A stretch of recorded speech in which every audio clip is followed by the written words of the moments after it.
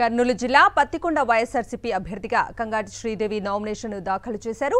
గతంలో ఎన్నడూ చేయని విధంగా పత్తికొండ అభివృద్ధిని 5 ఏళ్ల వైఎస్ఆర్సీపీ పాలనలో చేసి చూపించామని కంగాటి శ్రీదేవి అన్నారు.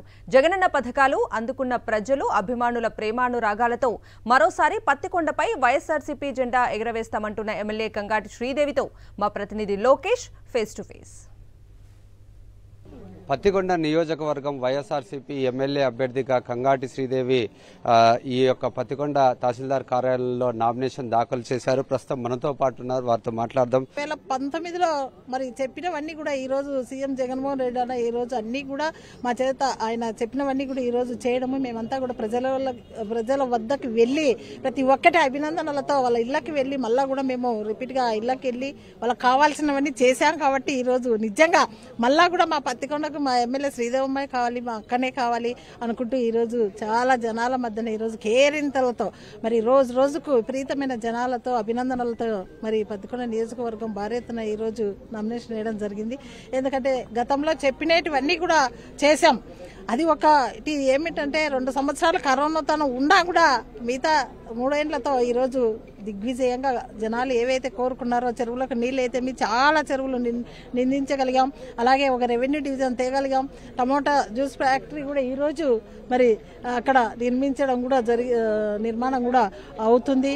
మరి పత్తికొండ రోడ్డు వెడల్పు కార్యక్రమానికి కూడా శ్రీకారం చుట్టాం. గతంలో ఏం చెప్పాం అవన్నీ కూడా చేసి చూపించాం. పచ్చకామెరలో ఉన్న వాళ్ళకి లోకమంతా పచ్చగా ఉన్నట్లంటూ వాళ్ళ పచ్చ పార్టీలకి వాళ్ళకి ఎప్పుడు కూడా అభివృద్ధి కనిపించదు. ఓన్లీ సీసీ రోడ్లే పత్తికొండలో 5 కోట్లతో ఈ రోజు అభివృద్ధి చేశాం. అవన్నీ వాళ్ళకి కనిపించడం లేదా అనుకుంటున్నాం. 6 సచివాలయాలు, 6 రైతు భరోసాలు, 6 వెల్నెస్ సెంటర్లు ఓన్లీ పత్తికొండ టౌన్ లో మాత్రమే చూస్తే వాళ్ళకి అర్థమవుతుంది. ఎందుకంటే వాళ్ళు జీర్ణించుకోలేకపోతున్నారు.